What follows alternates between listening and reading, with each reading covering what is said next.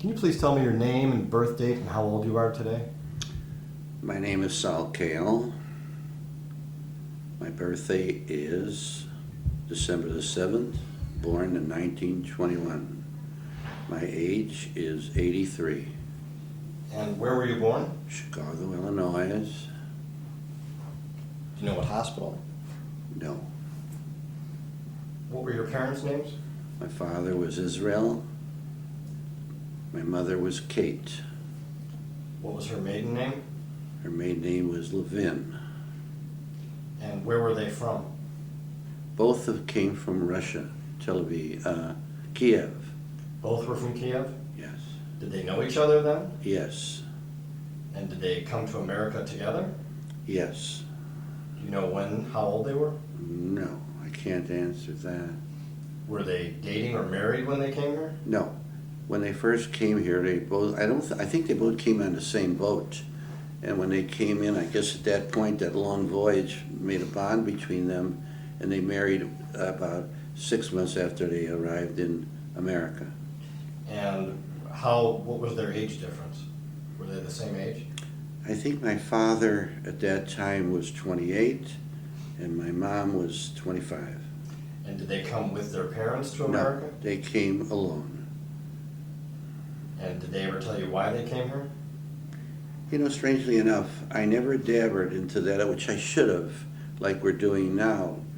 And I must admit that that's one of the things I did wrong. I should have questioned my folks more about their upbringing and how they came to America. And did they both land in New York and stay in New York, or did they both immediately come to Chicago? I believe they landed in New York and then came to Chicago about a month later. And they came together? Yes. And then you said they got married 6 months later? Yes. Do you know what year that was? I don't know that. Do you know where they got married? Did they ever tell you They that? got married in Chicago. But at a certain place, did they tell you about it? No, I never questioned it. Young kids today, I don't believe that interests them very much of what their parents at young age would never question them and want to know how their life came about.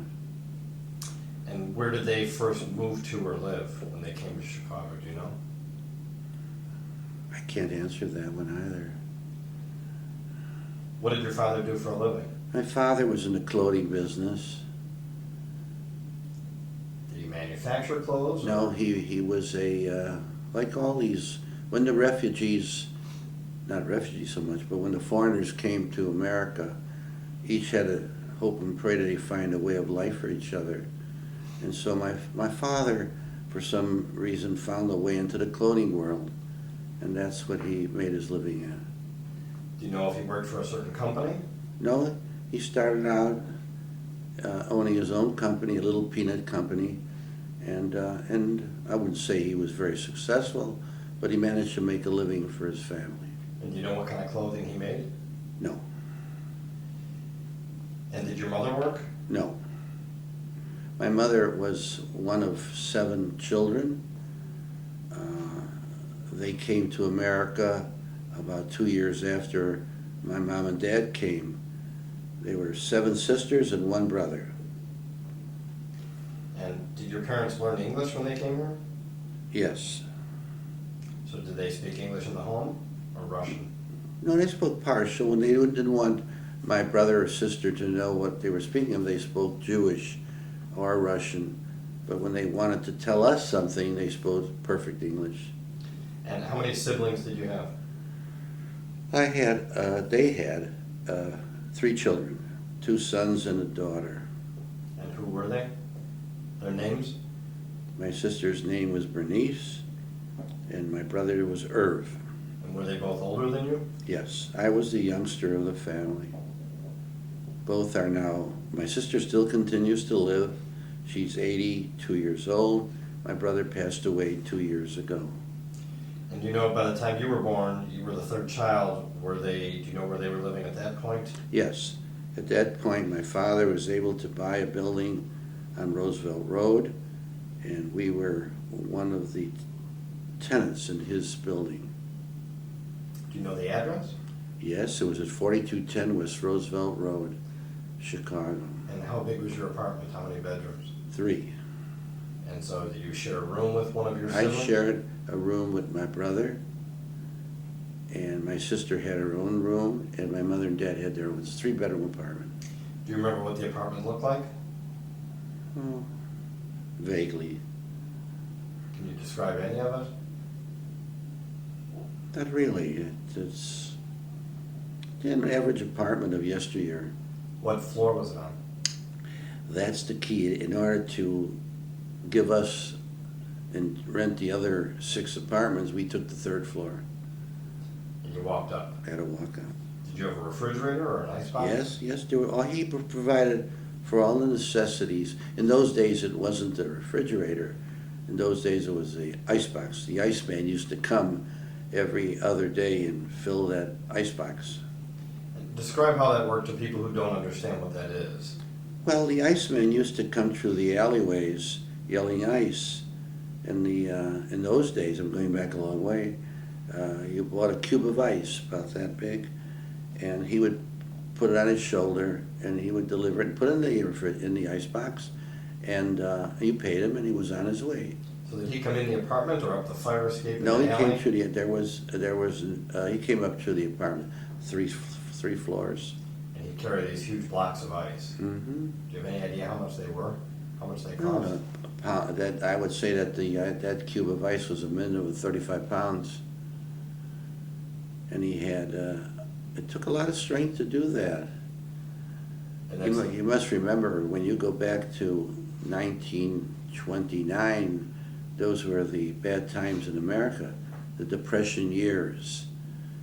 And I lived through those years. And so I know what it was to be poor, not terribly poor, but my father did provide for all the necessities for his 3 kids.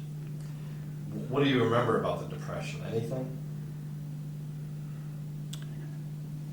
Not really. I was lucky that we had all the things we needed, like food and clothing. And my father gave me maybe 15 cents a day, and with that I would enjoy a lunch. And in my younger years, I was very aggressive. And when I was 13 years old, I would make deliveries for all the local merchants on the street. And so I was able to make a few dollars, and that's how I went. All right, we'll get to that in a minute. I just want to go back a little bit for a minute. What is your single earliest memory as a child? What's the first thing you remember? My single earliest memory as a child. I really don't remember that. I know going to school. What was the first school you went to? My first school was a Sumner school, and I did very well.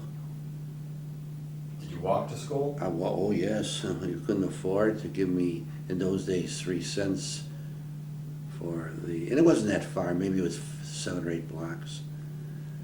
After Sumner School, I went to John Marshall. There you had to take a streetcar, because that was about 4 or 5 miles. And my dad would give me, at that time it cost 3 cents to go on the streetcar. And describe what the streetcar was. The streetcar was very unique. It ran on a track by electricity. It stopped by way of sand and air. The motorman was in the front. The conductor was in the back. They were never heated. Do you recall that, by the way, or that's past? No, I know what they look like. I'm asking you to describe for grandchildren and beyond. What does that Okay, what does it look like? Well, it was like a big train. Not as deluxe as a train, but it was just like a train. Motorman in the front, wore a uniform, and the conductor in the back, who collected the 3 cents. So you would take that to high school. Mm-hmm. Now, coming back from high school, I walked, because then I saved the fare. And I walked with a bunch of other people that lived in my area, so it wasn't too bad. I wouldn't do that in the winter. The winter time I took the streetcar, which took me right in front of John Marshall. Did your parents have any hobbies or interests? No. Were they in any clubs? Well, we were a big family when they all got together.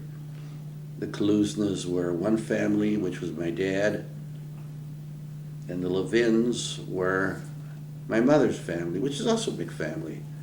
And once a month, each of the families would have gatherings of the old people and the children, and it was quite an affair. What kind of a person was your mother? My mom was probably, I'd call, an old-fashioned lady from Europe, very considerate for both her children and very loving. My father, by the same token, was also a wonderful man, very giving, and whatever he had, he would stretch his hand out to help either people, his tenants, or whoever he knew.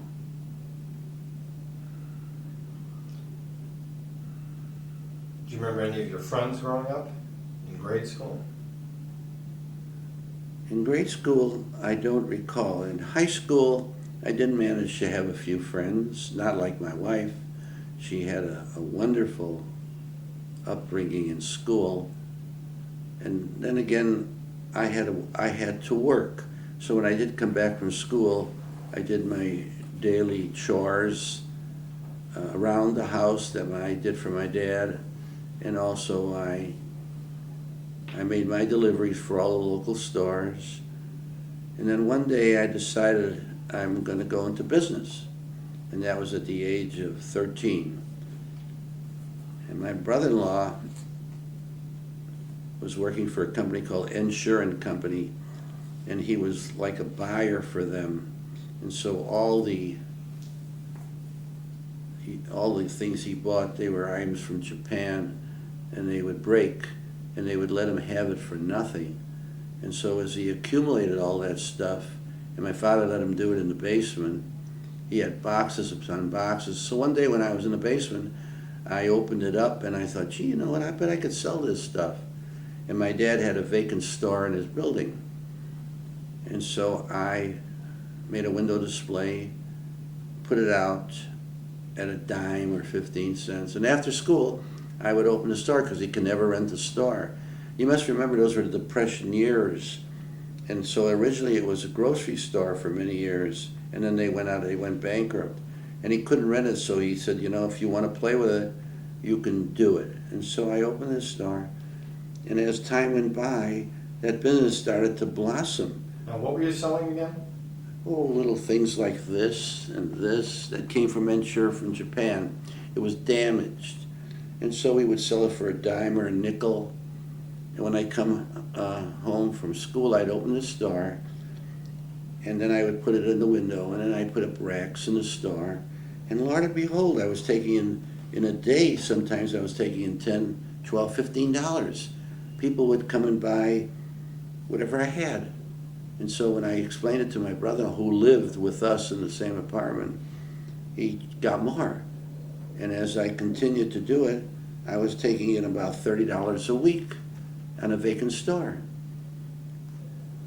Time went on, and a year later, it got to be a business. And so my brother-in-law decided he didn't want to work for Ensure anymore, and he figured this is a good business for my sister and my brother-in-law. And so not happily, I gave up my business. It already had grown to a point that it was a business because I had already approved the racks, and I only opened up after school. But then before that, when I was doing so well, my sister said, well, as long as you can't open until 3, 4 o'clock, how about letting me come into the store and I'll open it up and see what we could do. And we did very, very well. And so my brother-in-law retired from his company, and he went to work in the store, and it became the Brina Lamp and Gift Shop. And it became a wonderful business. Then the war came along, and I had to go to war. And so they ran the business very well. because as time went by, through that bridal lamp and gift shop, they opened up another store on Crawford and Pulaski. No, Pulaski and, Crawford and Pulaski. Well, now I went a little too fast for that. Yeah, I want you to back up for a minute. I'll back it we'll up get a to little. that story, but back in grade school and high school, do you remember any teachers you had? No, Do you remember? they were all my teachers were wonderful to me. Did you have a I wasn't a favorite? bad student.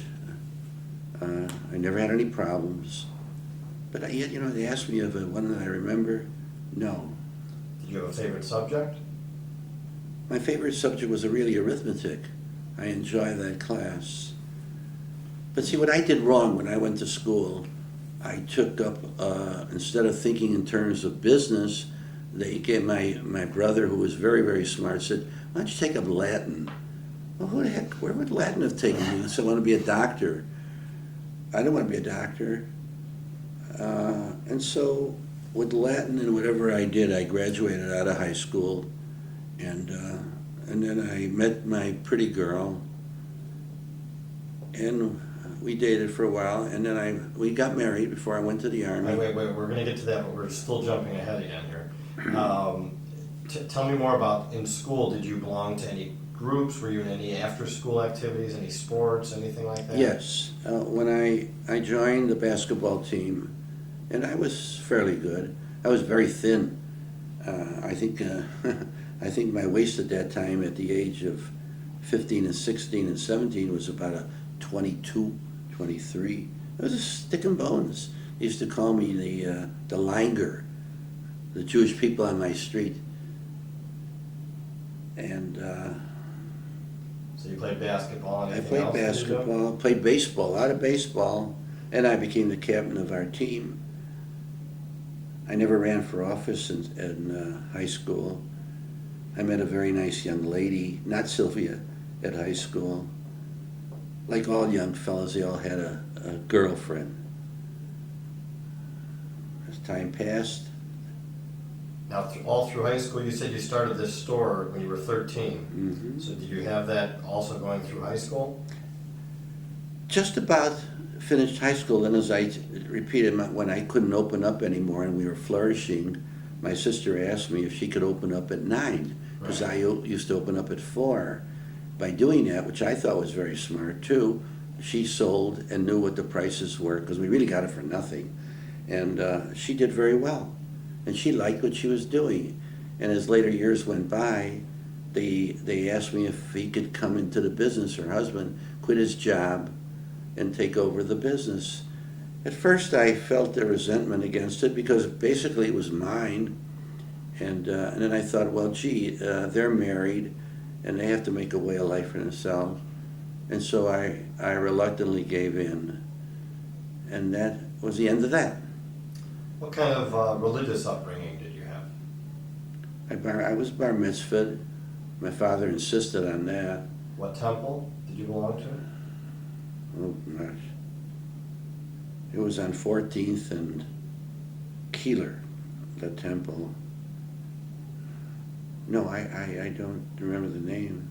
So you went to Hebrew school and Sunday school? Yes, I went to Hebrew and Sunday school Did you celebrate the holidays in your home? all the time. My father was one of the things he insisted, that we do celebrate every Jewish holiday. And was it in your home or at a relative's home? No, it was at our home. And who would come over? My mother had many sisters, one brother, and we would celebrate it one night during the Passover night, and that was about it. And would your mother cook?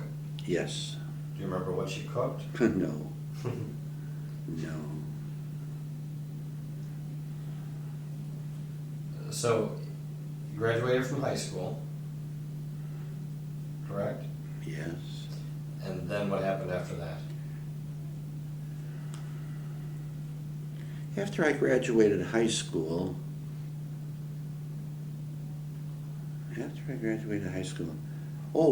when I graduated high school, I had to get a job.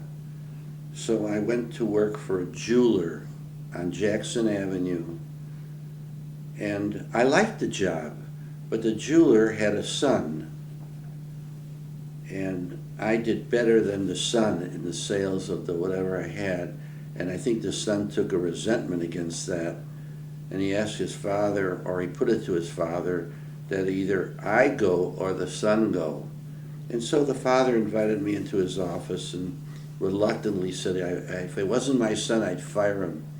But if it comes to my family, I'm going to have to ask you to go. I think at that time, I might have been 19, 18 or 19, I don't recall.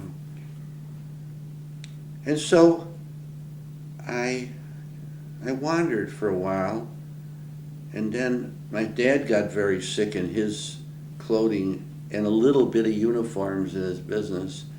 And my mom asked me if I would come down and run the so-called store, if you wanted to call it a store. The store was 10 feet wide, maybe about 30 feet long, no lights, one light, a stove in the middle. This is how it was in those days on Jefferson Street in Chicago. I didn't know it, and my dad got sick, and she asked me to open the store, and I went down. I didn't know how to open. I didn't know anything about what I was doing, but you know, I had a sense of I think I had a talent for what I would call business. And I opened the store, and when these people came in to buy, I didn't know what I was selling, but I didn't care. And so I sold them trousers at that time for $3, and maybe a jacket. I never asked how it came or what it was worth. And I started to develop a nice business from my father, who was always sick. And so one day, my father, who was very ill, said they're going to go to California and visit his father. And so when he was away, I moved this store about 4 doors down to a big store. And I knew he'd get mad at me if I did it, but then I went into different businesses. I went into the export business. I didn't neglect his clothing or his so-called little uniform business. I did that too. And though one day, now wait, I'm going ahead of myself because the war, no, it was before the war. One day, and you know, in those days, Africa would come to New York, and they would want to buy things like red coats, because the Africans liked that color, red, purple, green, any type of coat that you would want. And so one day they popped into my store, and this guy from Nigeria said to me, "Do you get me these things?" And where am I going to get this stuff? But I thought about it. I thought, you know what? I think that the hotels in years gone by, this before your time, also had bellhops, and the bellhops would wear uniforms. And the colors of the uniforms, as I recall, even when I was young, was always red, blue, high style, chokers, what do you call them? So I went to the Sheraton Hotel, and I introduced myself to the house lady, and I asked her if they had any colored old uniforms. At that time, I think I'm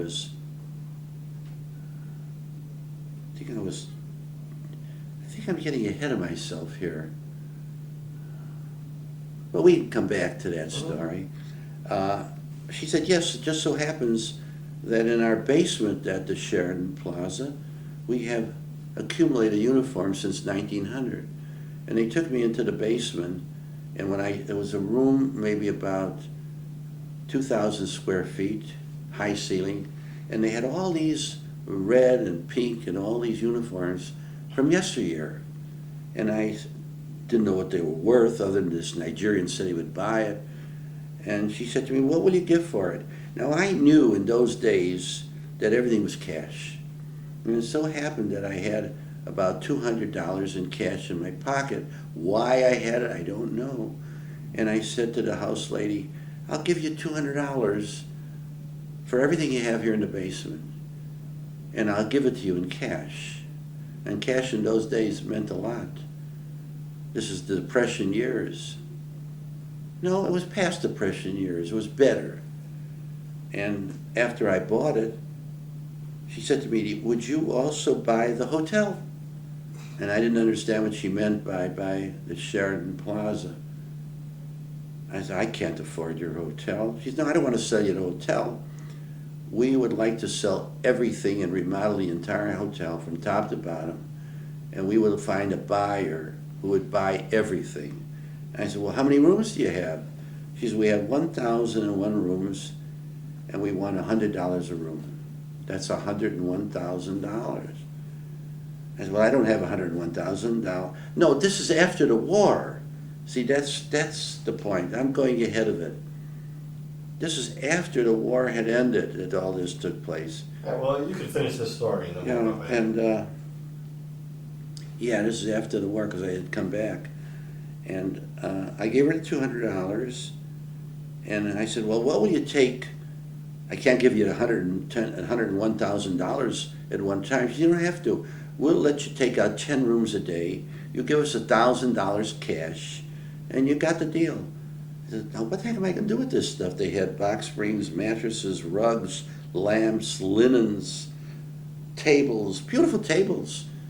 And I don't want to take a chance. What can I lose? I'll take out 10 rooms. If I can make it, I'll come back. If I can't, I won't come back. But in those days, on Ogden Avenue was the rooming house dealers who were selling to rooming houses.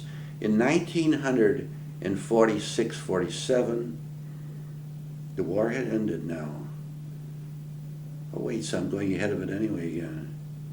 The war ended, and everywhere in Chicago, and I'm sure everywhere in America, rooming houses were developed. And these guys didn't have any money, and so they wanted to buy used furniture like box springs, mattresses, and everything that I had. And so I went to Ogden Avenue with that load that I had bought, 10 rooms. And I offered it to one guy, and he said to me, how many of the mattresses have you got? I said, I got 10 box springs, 10 mattresses. I'll buy them. How much do you want? I told him I wanted $10 a box spring and a mattress. They were like new.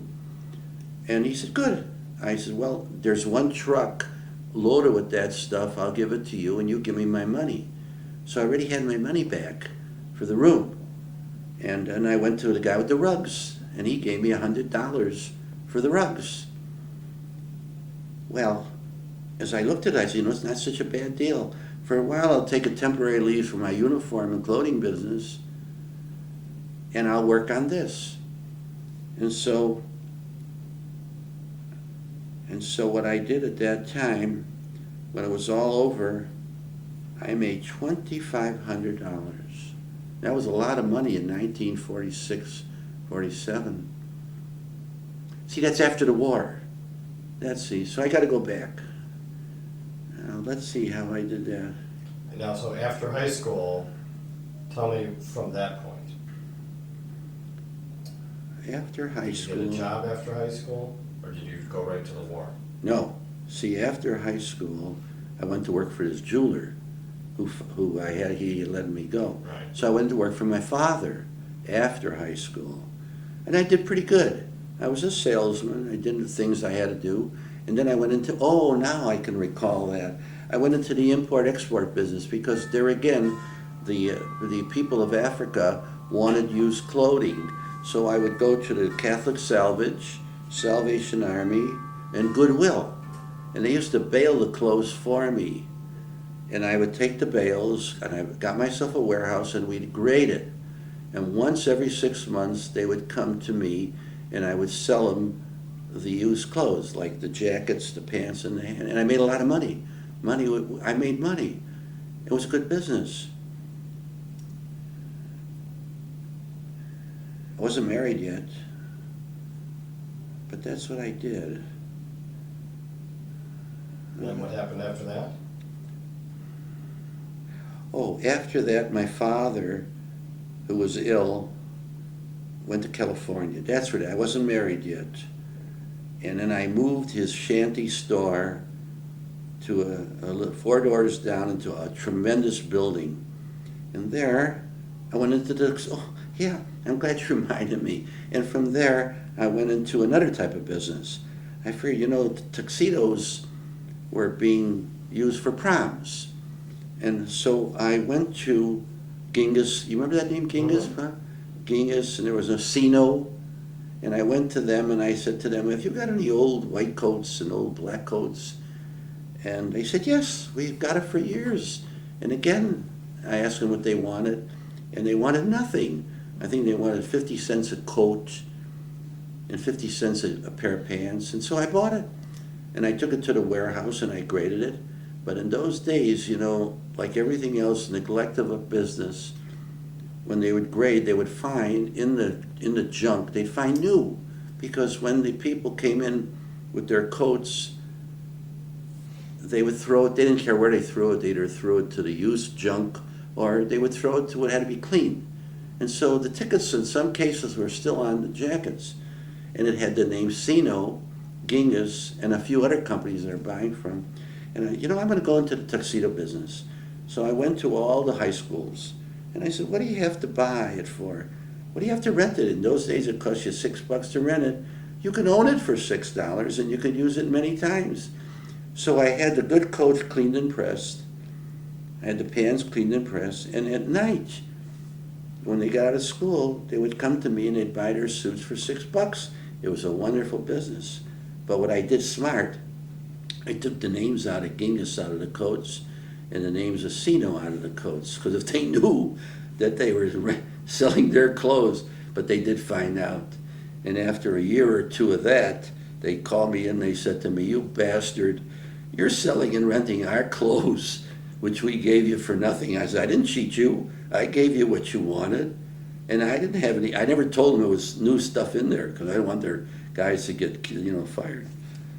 But those were the golden years of business because I made money. It was easy. And then came the war. And Now, I went to war. before you went off to war, did you meet your future wife? Yes. Can you tell me about that? I think Sylvia told you, didn't she? I know, I want you to tell me how you met her. Exactly as she told you, I'm sure. Exactly as she told you, because I never dreamt that I would be lucky enough to find a girl like Sylvia, because Sylvia was truly a gorgeous woman. She was a size 8, pretty as a picture, as I'll show you her pictures. And she was introduced to me by a boyfriend of mine. Did she tell you that story? Mhm. I don't want to do that story again. What did you think of her when you first saw her? Oh, when I met her and she opened the door, I thought, boy, and I wasn't supposed to date her. I was supposed to date her other ugly ducklings that she managed to put together. But I liked her, and I liked what I had seen, and we went bowling that night. I bought her a chocolate bar. And then I called her the following day. But every time I came to her home to impress her mother, I brought him a gift. And their apartment was a little shabby too. So I had a friend that was buying from Seals, and he would let me take a towel. I'd buy it, or a rug, and I would buy it from him, and I would manage to bring her a gardenia every time I came to their house. Luckily enough, because I had a few bucks, I bought myself a Plymouth, a brand new. Cost me $800 in those days. Well, So then you started dating her. I started to date Sylvia. Let's see now. Oh, we dated until the war took us. I did not marry her. Do you remember where you would go on dates? Around the neighborhood, we would go to a bowling alley. We would go to a theater, dinner. Of course, I had money because I was driving. The only guy who had a car. And her folks lived in Lake Michigan Beach. And so I would drive out there with my car. In those days, by the way, you couldn't get a car. 1941, you could not buy a car. And I managed to get to their home in Lake Michigan Beach. And then her father had a heart. Was I married? Yeah, I was married already. Her father had a heart attack after I came back from the service. So you went away to the war, you had been dating her? I went away to the door. I was gone, I think, 3 years. And my father helped me during my war years by giving her, to sustain herself, $50 a month. In those days, $50 is a lot of money. And then Where were you stationed?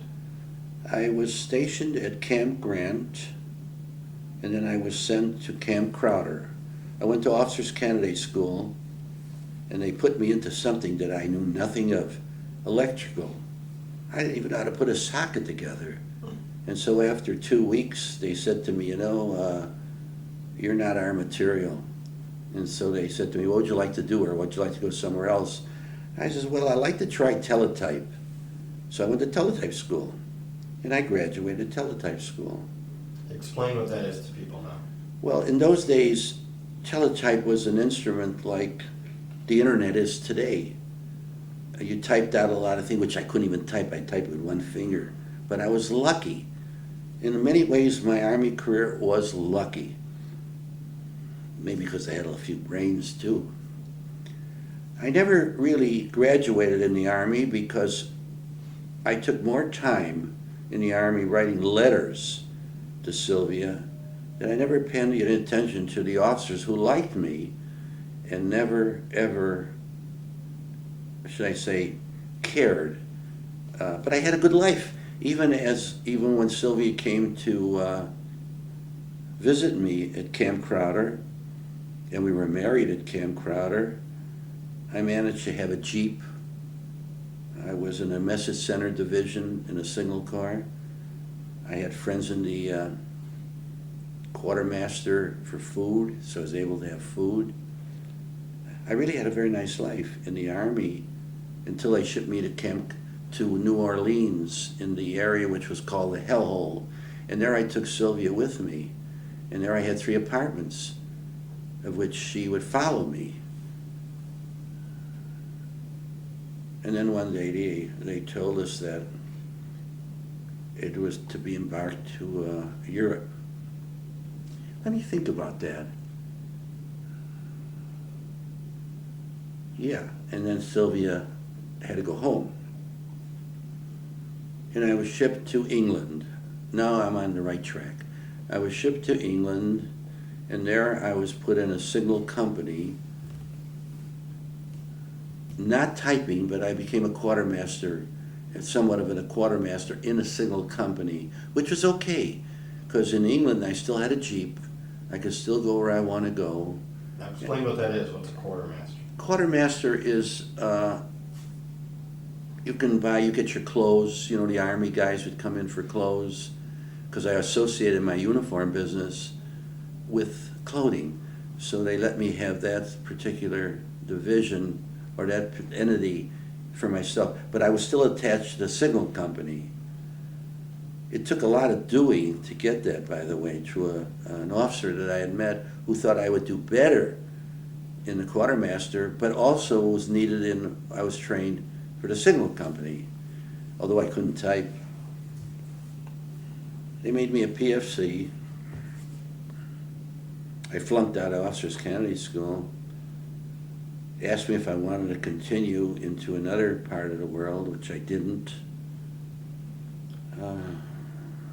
Well, I stood in England for about 6 months, and then the invasion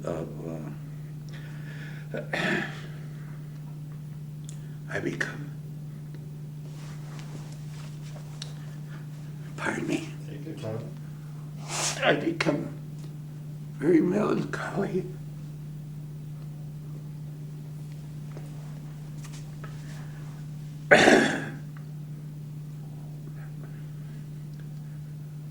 It's strange.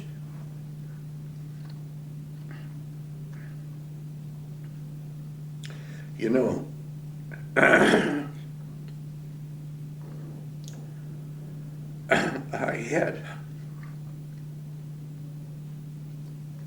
Take your time.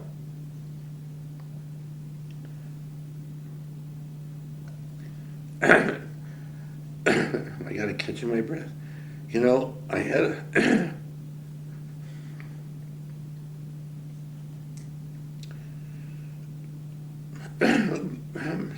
you'll have to pause for a while. Okay, that's good. You know, Okay, you were just about to tell me about the invasion. well, the invasion of Europe was a terrible time for all the American soldiers. We were all young. We heard stories about the German superiority. We thought we'd never come back. I landed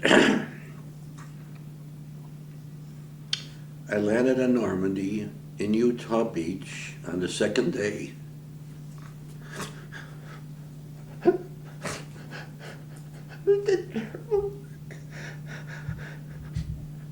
Terrible.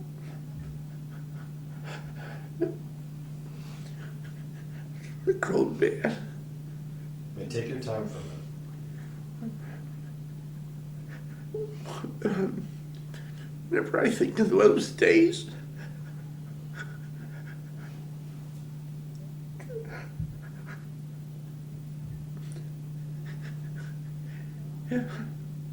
half my outfit were killed.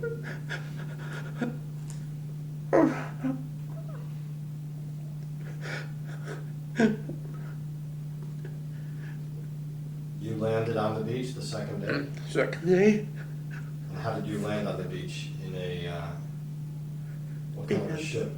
no, they just parked you on like a boat, Amphibious boat? not a boat.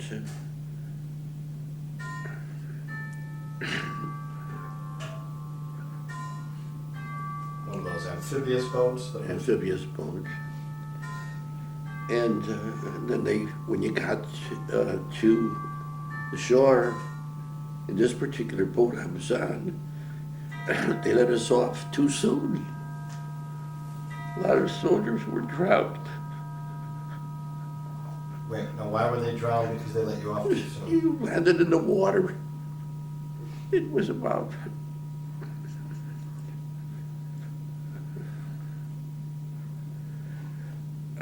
I think even on television, they show D-Day.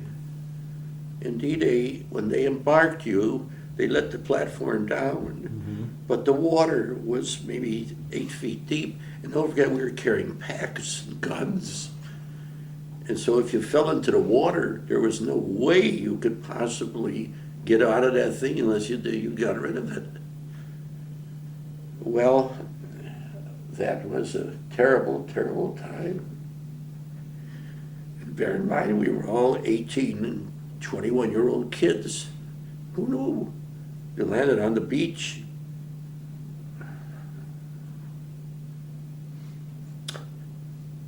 Well, So I got off in the hedgerow country. so the boat that you were on landed too soon? They landed us too soon. So some of the men on your boat drowned right after they And stepped it was off. something to see. Now, kids. how did that not happen to you? Weren't you And right behind them? luckily I managed to go to shore. Maybe shore was about another 20 yards. I managed to get to a bunch of there was about 50 kids on this barge. But that wasn't the worst part of it. The worst part of it is landing on Utah, not knowing as soldiers what's to happen to you. And well, anyway, I don't want to go over that anymore. Just one quick one. Were you under fire right as you landed? Yes. Utah,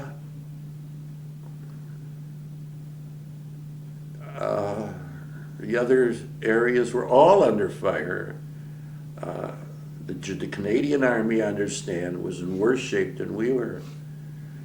But when you got to the shore and you saw all these kids floating in the water, it's a terrible thing to see. How did you manage to get all the way up? I was just lucky. A lot of us were lucky. Not all of us were killed. We were just lucky. And then when we landed on the shore of Utah Beach. Then we had to hit the hedgerow country, which was another terrible thing. Hedgerow, you know what a hedgerow is? No.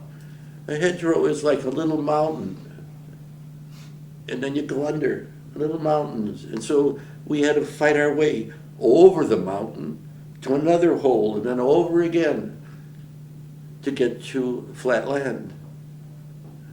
And then the Germans, of course, they were plenty smart. They used to put up parachutes with bombs, and the bombs would explode when it hit the ground, and we were all in foxholes. But some soldiers were hit by way of those bombs.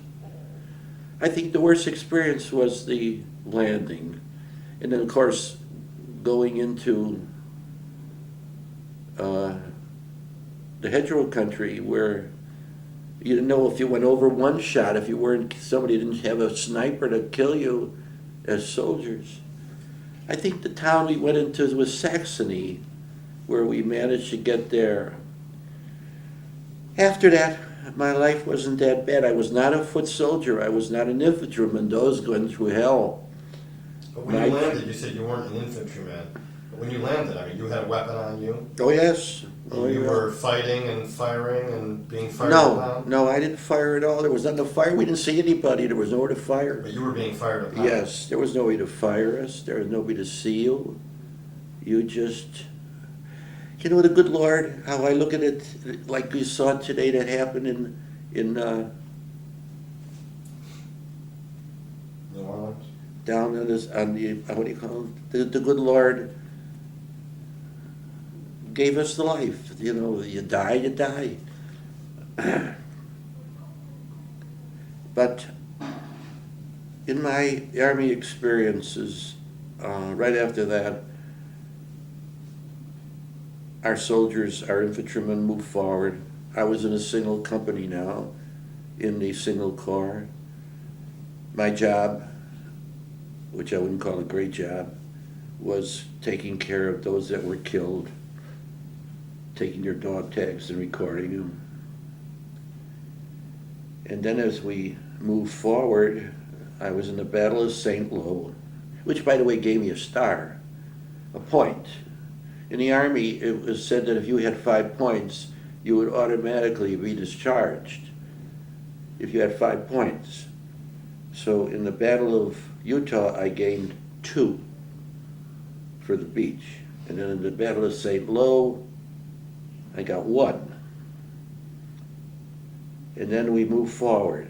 And then I got it to Aachen, Germany.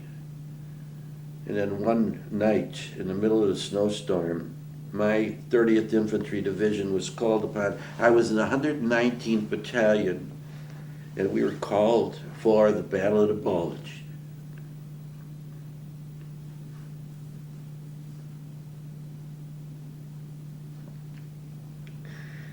And in the Battle of the Bulge, we left that night at 11 o'clock.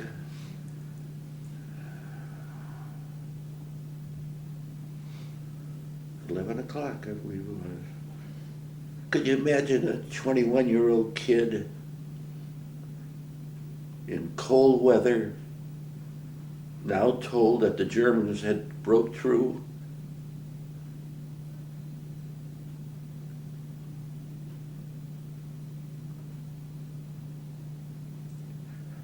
I don't think I ever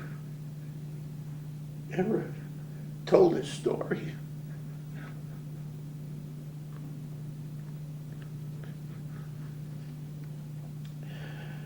Well, we arrived in this area of the Battle of the Bulge after traveling all night, and it was snowing like crazy.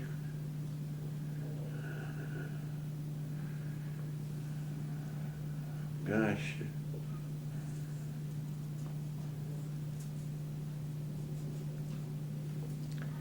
Funniest other things miss my mind. How far did you have to travel to get there? 10 hours. And how did you travel? In the back of a big truck. maybe 50, no, it wasn't that many guys in that truck. Maybe there were 20, 25 of us huddled together, not knowing where the hell we're going. And we were not, I was not a foot soldier. This is all personnel. So you were being taken up there as support for the foot soldiers. Gosh, I'll think about that.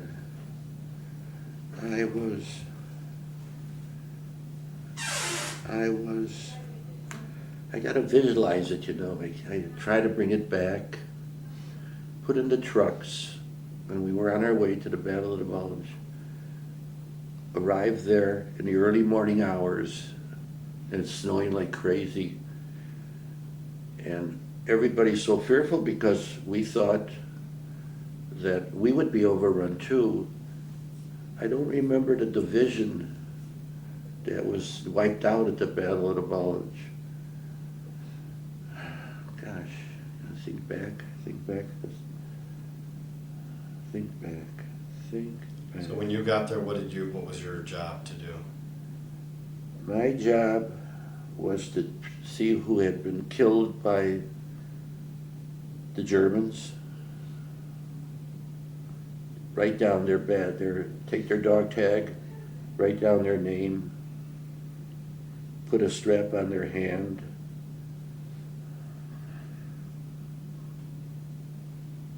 And what did you see when you got there? I got there and it was early morning, still a little dark. Gosh, come on, boss. Frightened to death, you know, because we thought the Germans were going to hit us on that side, and then there was no light. The airplanes could not help us, and when I landed there, or when we got there,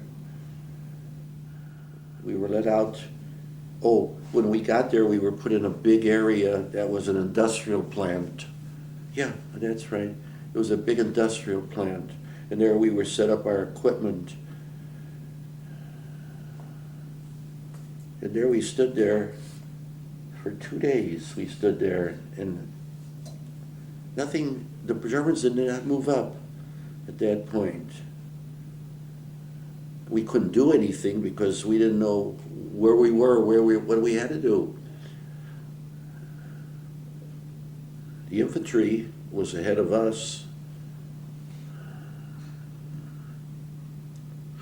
The next morning, the sun came out. That's what happened. The sun came out. After we arrived, it was dark. Then the sun came out, and we saw all these airplanes in the sky, and they beat the shit out of the Germans. That's what happened there. Gosh, I don't recall the goddamn thing now. A lot of this is eliminated from your memory because you wanted to eliminate it from your memory. Oh, yeah, and then after that, I was with a bunch of my officers, which I was put in a Jeep, and we went to look at the damage of what the airplanes had done, and they literally knocked the crap out of them on the highway, the airplanes. I think that at that point might have turned the tide. Now my job going back was like an undertaker. I put slips on the men's wrist, I took their dog tag, and then the soldiers put the dead in the truck. That's a terrible thing to. Well, what else? Let's go forward. After that, wasn't so bad. We traveled real fast through Germany. And we hit the Magdeburg River. That's the point of where we were told we were not going any further, and that the Russians were going to take over, I guess, Berlin. I watched the Germans take off all their clothes and try to cross the river, and the American boys were shooting at them. You know, there was such hatred for the Germans because I went through a concentration camp too. I went through a whorehouse when I was coming up, you know, Jewish girls. Where was this? In Germany. We were in Germany already. Now, were they? I was in Aachen. Were they prisoners, these women? No, they were just provided for the German soldiers. Girls, young girls.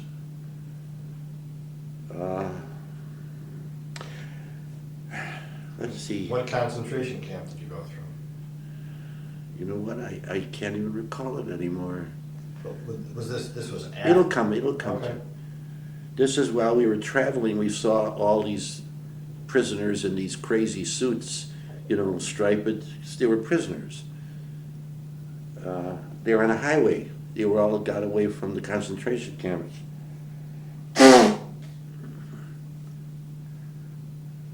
You know, luckily enough, there was another Jewish boy in the signal car in a signal company. His name was George Molden. This guy spoke different languages, German, fluently. And through him, when they called upon people who could speak German, they took me along with them. And I went to see all the atrocities that the German had done in the towns that we were in.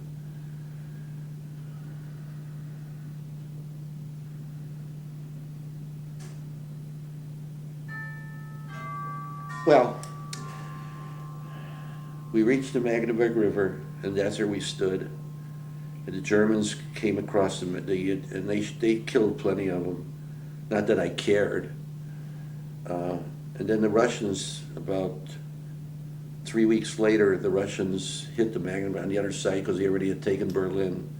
The Russians crossed over to our side. We were told not to fraternize with them, and boy, were they arrogant.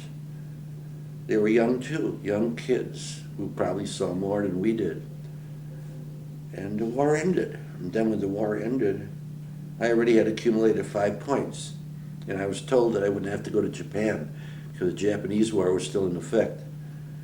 And so we prepared to go back to America. But before we went back to America, they had dropped the first atomic bomb. And then we were on our way. I came back to America. Now, do you remember the day that they said the war was over? No. I went to London. I got a pass to go to London. And when you say you had gone through a concentration camp, when was this? After the war ended? After the war ended, sure. And why were you going Wait, through I'll tell you the concentration camp. I went with they wanted to speak German because they had caught, what had happened was they had caught some Germans and they needed a German interpreter, and this Molden guy spoke very good. So they took me along with him because he was in my signal company and he was with me in what I was doing. He was a clerk. I was a clerk. I know that during the time that soldiers, whether they be Jewish or Gentile, and they saw prisoners that they didn't like, they shot them. Although we weren't supposed to do that, they shot him. If they didn't like the way the looks of the guy, they took it, hit him in the head, shot him in the head. They didn't care. When I was involved in the Battle of St. Lo, I didn't even know what I was shooting at. I was just shooting. I didn't know what it was about. I didn't even know what happened. They just overran the entire front lines. And, you know, a lot of the kids, when they come out of these areas as frontline soldiers and they come back, they're gray from fright. Their hair turns gray just from fright. And I say to myself, boy, am I lucky I'm not a foot soldier. I was very lucky because I could easily have been transferred into the infantry, which those kids really had it. Or you hear of a kid who was caught as a prisoner of war. And I was in a prisoner of war camp too, outside of Aachen. And those guys were treated so miserably too. But they at least had food. They fed them. But they were treated badly. And if you were a Jew, you were no longer alive. And I'm a Jew. And Now, when you were in the Army as a Jew, number one, did you feel anti-Semitism from other soldiers? yes, I did. I felt it from a staff sergeant that was my staff sergeant as anti-Semitism. And luckily enough, I hooked up with a guy named George Mullen and George Hirsch. George Hirsch was a tollman. He became a fellow on the posts. He would go up to put the wires up on telephone poles. George was my assistant in a message center. But we were the only 3 Jews in the whole company. But this one staff sergeant, he didn't like Jews. He was a Southerner, and I was in a Southern company, the 30th Infantry Division out of Camp Crowder, Arkansas. And I managed, you know, I didn't antagonize him, and I managed to watch what I did and not try to get involved with him because he was a bastard. One day he came to me and he said to me, you know, we're going to be moving up, and I'd like you to be part of my wife and I in a room, which surprised me. He knows I'm Jewish, but it was like an honor. A staff sergeant not telling me he was a Gentile going with me. And we did share a room. Hey, that's right, we did share a room, Sylvia. Did Sylvia tell you her experiences in the Army? Well, not that, no. Oh, she was wonderful. I moved her wherever I went. And she was so beautiful. Everybody liked her. Well, why not? Everybody loves a beautiful girl. So you felt anti-Semitism from him. Oh, from him, yes. Did Yeah. you realize when you were in Europe and in Germany what was happening to the Jews? Did people know at the time while it was happening? No, we didn't know of the Holocaust, how bad it was. No, we did not know. Okay, so We only heard from when you got mail, you know, from your parents. But a lot of the Jewish boys could have heard because I don't know if they were so much Jewish boys killing Germans, not civilians. They didn't bother with the civilian. But if he was a soldier in a uniform and he was out there, they killed him. They didn't care. They had a hatred for these people, and I don't blame them. Now, before we took a break, you were mentioning how you went with this interpreter to the concentration camp. How did that come about? Well, George was the interpreter, and I was with him in the Signal Corps, and in a position that he and I were the ones who took care of the everyday killings. People died, killed, and then new enlistments that come forward. That was our job. Well, luckily we were never called upon to become one of the foot soldiers. We were lucky, and that was our job. That was the whole story of my job, keeping track of the dead and keep track of the enlistments that go forward. But what happened when you went to the concentration camp? You said you went to a visit. I went to the it'll come to me. It wasn't a big concentration. There were a lot of them. It wasn't 1 or 2 or 3. There were a lot of them. And then George talked to the German soldiers that were there, that were prisoners. They were prisoners by our people. And they told him stories, and he just told us what the stories were. You know, what's your first name? Dan. Dan? Right. You know, Danny, to talk about this, I would rather not. Okay. If America ever went down, are you Jewish by any chance? Yes. If America ever became anti-Semitic, and we are, it would be the greatest tragedy in the world, because I've been in a business that's all Gentile, policemen, firemen. Maybe you do have a Jewish police department, a group, which I'm a member of. But anti-Semitism, not against me, because none of my have ever an experience with an officer in my world, but I know there's so much anti-Semitism in America. To have seen what a human being could do to another human being is crazy. There is no feelings at all. It's like an animal fighting yourself. No compassion, no feeling, nothing could do what the Germans did. Not only to the Jews, but to what other relation people too, that they did it to.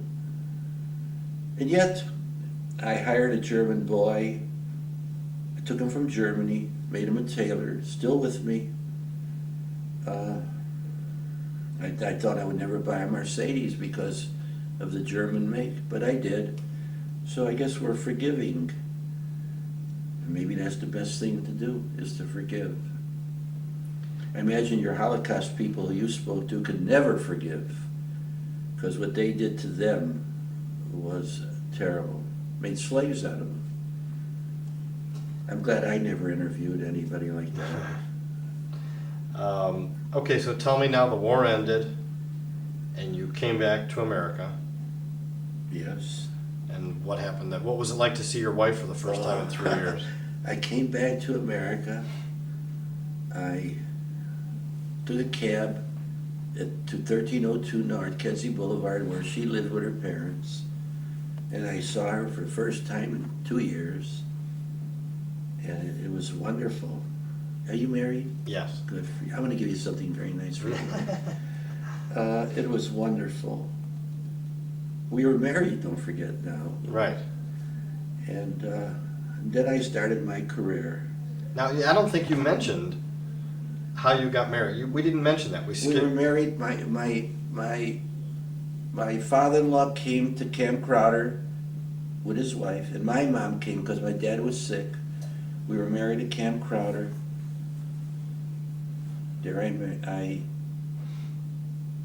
were married at Camp Crowder. Well, then I went overseas. Right. So we're through with that. Okay, so you came back, I came back, saw her for the first time, saw her for the first time. and she was living where? With her parents? father and mother at 1302 North Kedzie Boulevard. Okay. And then my life began. And I went to work for my father. So where did you two live right off the bat? I managed to have a few bucks. When I came out of the service, oh, that's another story. When the war ended, I was overseas for a while. Wait a minute, I was overseas for a while. Even with my points. No, I came home right away. I managed to save $2,500. And Sylvia saved a few bucks too, which I sent to her. So we took that money when we were married. We bought a place in Lake Michigan Beach for our money. You can listen to this story, Ruthie, because the hard part is over. And we started our life. And I bought you couldn't get an apartment in 1945. So I had to buy an apartment. Not buy the apartment, just buy the lease. And I paid $500. And there we had my son in that apartment. Right, Ruthie? Don't talk like this. Okay. But I need help. I need help, honey. So now, what were you doing as a job when your son was born? I was working with my dad, and that's where I had that experience where I bought the Sheridan Plaza in that time. Okay. And I made a few bucks. And then what did you do? and then, well, let's see. Ruthie, I need help, honey.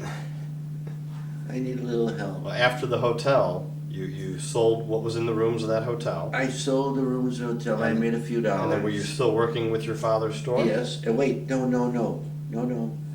And then I moved my uniform business, and I bought a building at 1212 North Jefferson Street, and I remodeled it for my uniform business. Now here's the Now, when you part. say your uniform business, this was out of your father's store. You took over. Yeah, see, when I left that store, I bought an old piece of junk and I remodeled it. And I now was going fully into the uniform business. And wait a minute, I'm missing something, huh, Sil? Why are you crying? I'm crying. Wait a minute. I bought the hotel. Oh, I couldn't get, it was very hard to get a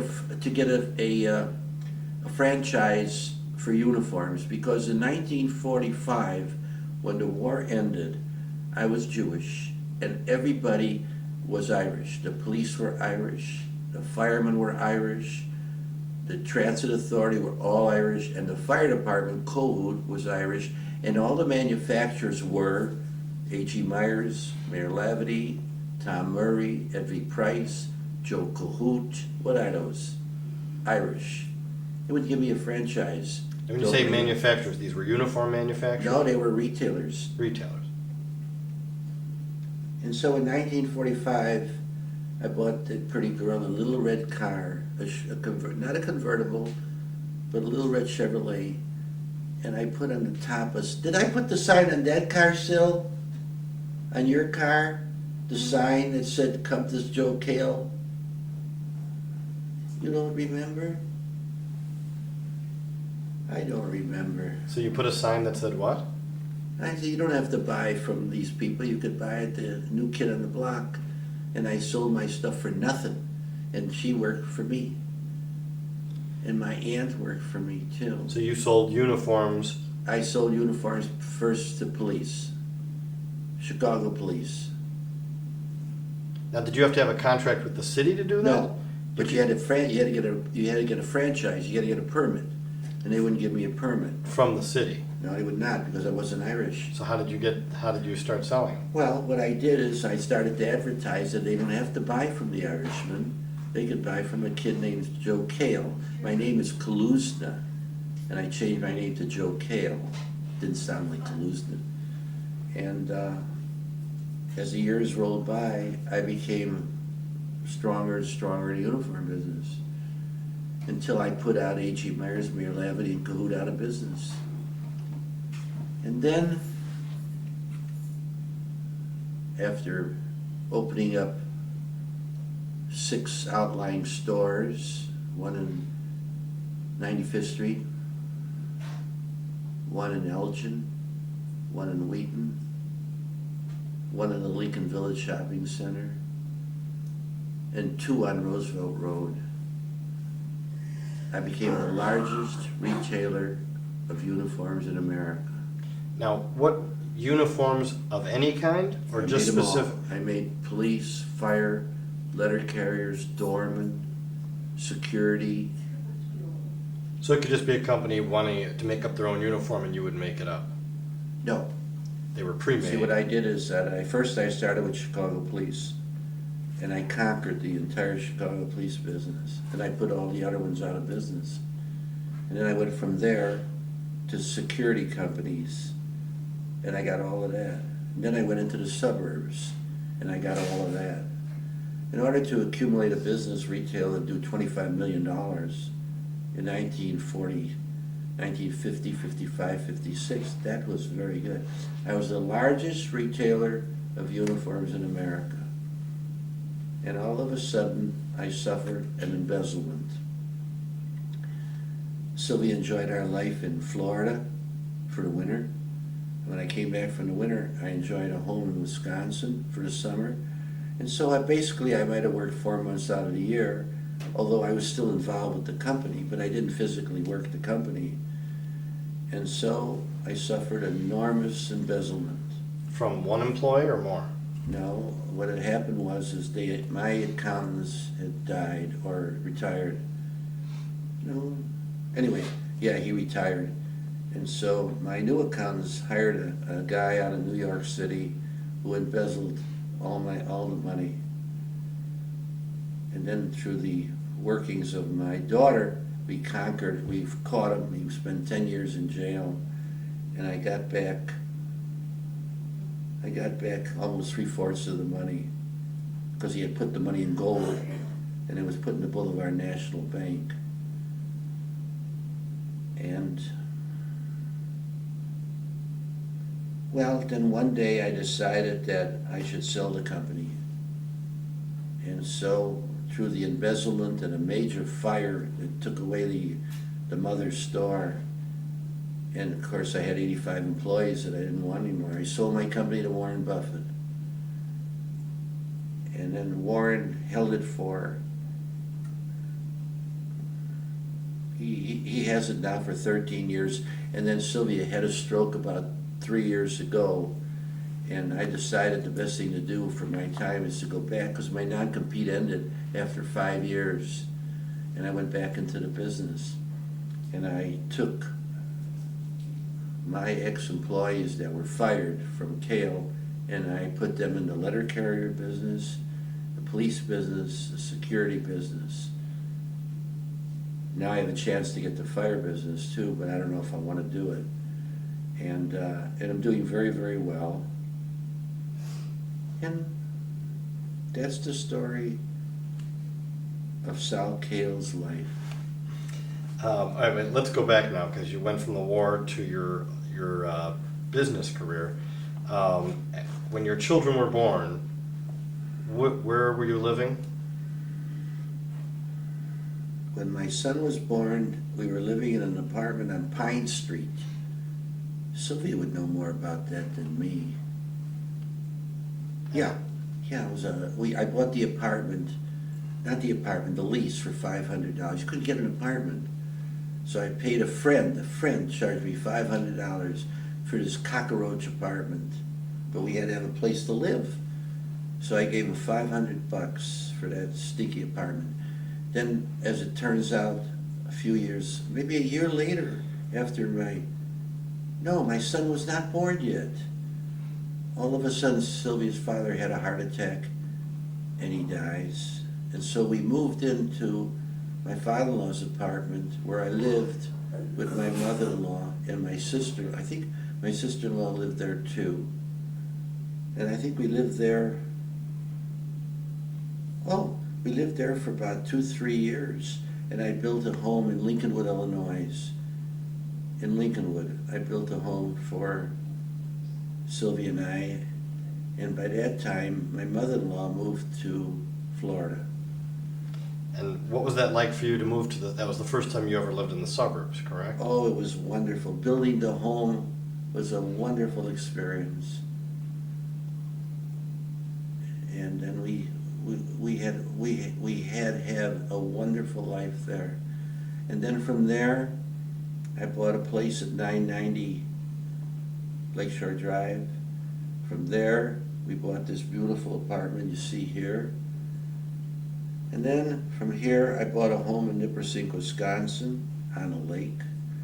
From there, I bought a beautiful home in Florida, in Delray Beach. And then my poor little girl got a stroke. So we sold the one in Wisconsin, and we sold the one in Florida. And here we are. And what was that like, raising 2 young children? Were you working I a really lot? didn't raise my children.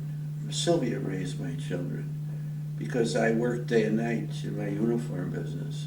When I used to close my business at night, I would then go to a police department designated with an appointment, like Skokie, Morton Grove, Highland Park, Winnetka, Peru, LaSalle, Joliet, and I would show him my uniforms. That's how I built my business. And I used to come home late at night, so I never grew up with my children. And Sylvia was the instrument that took care of them. I must admit too that those were years that I was full of vim and vigor. I never thought that I'd grow old. But I have 2 wonderful children, only through the efforts of Sylvia. Do you have any regrets about those times, not being able to spend enough time? No. Had I have taken care of the kids, they might not have turned as good. As she took care of them, they turned out wonderful. As you met my daughter, and my son is equally as nice as my daughter. And my daughter had 2 wonderful children. And my son never had any children because he had an odd life. He got a divorce, who took everything he owned away from him. But he's happily married now, lives in an estate in Highland Park, has 2 dogs, 2 cats, and a lot of birds and a lot of deer. Can you tell me about your two grandchildren? Yes, I have two grandchildren. Nick, married to a wonderful girl, Natalie, who's a wonderful, wonderful boy, and I'm very proud of him. Tracy, who's a wonderful, wonderful young lady, beautiful girl, and I'm hoping one day she'll find a boy as nice as me, and that she'll be as happy as Sylvia and I as her time goes by. Sylvia loves both the kids, thank God for that. And I think that's about my whole life. I have a few more questions for you. What was the best time of your life? The best time of my life is marrying Sylvia. I never thought I'd find a girl like her. I dated a few girls in my younger days, but when you remember I told you when our dating period, and then they opened the door and I saw her, I was amazed, just amazed about it. And so if the good Lord gave me anything, He gave me her. What was the worst or hardest time of your life? The hardest time of my life was the war. Yeah. I wouldn't want to go through that ever again.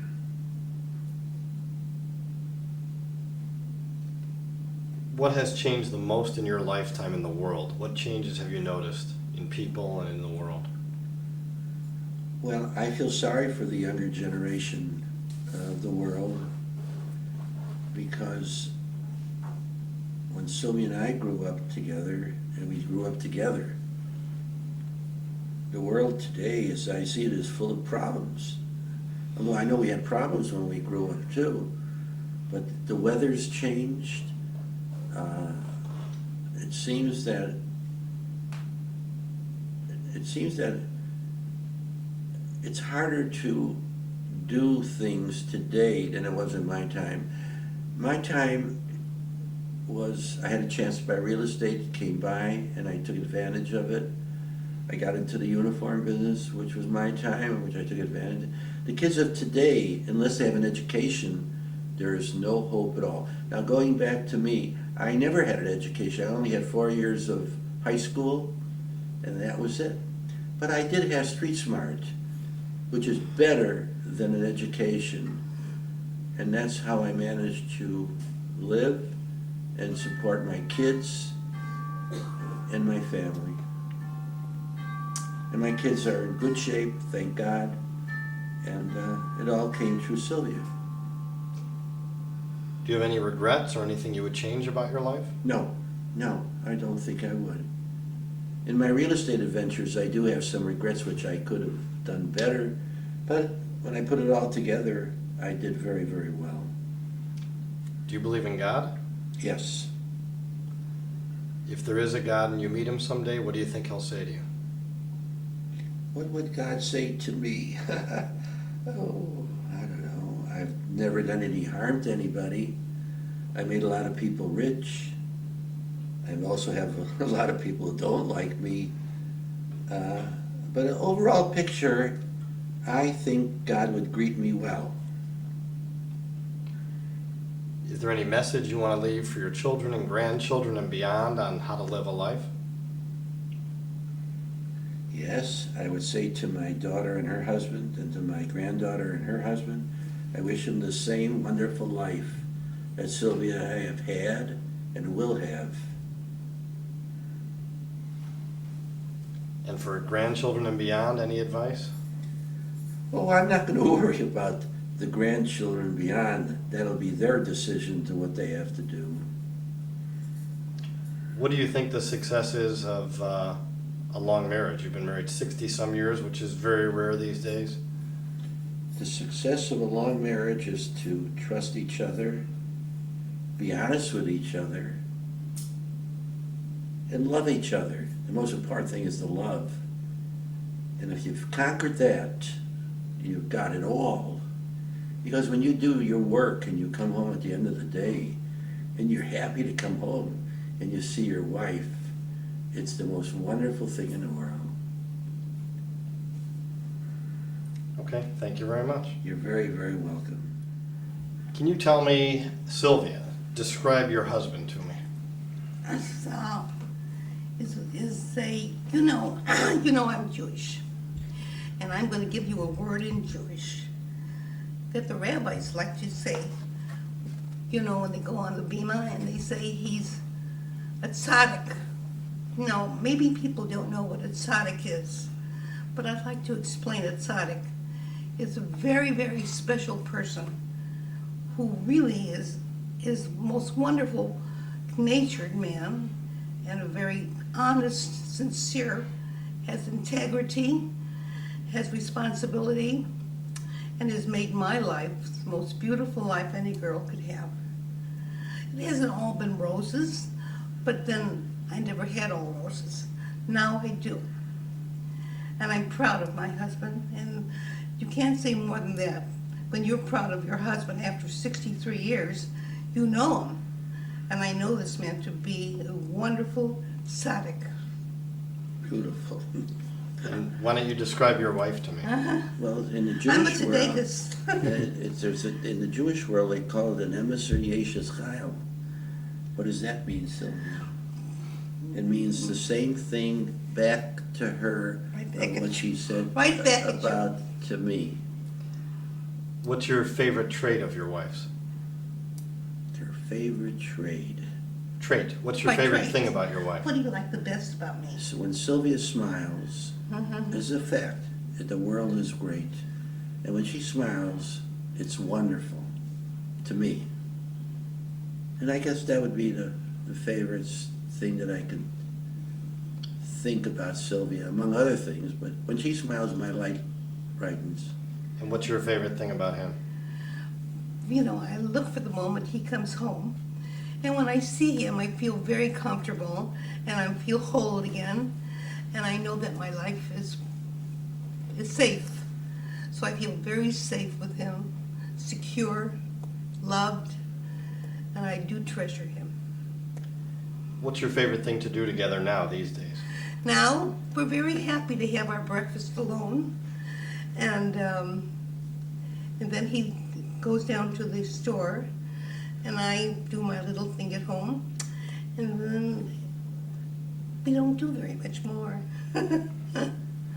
And once I asked him this question, I'll ask you, what's the secret of being married 60-some years? I can tell you, a happy wife makes a very happy life.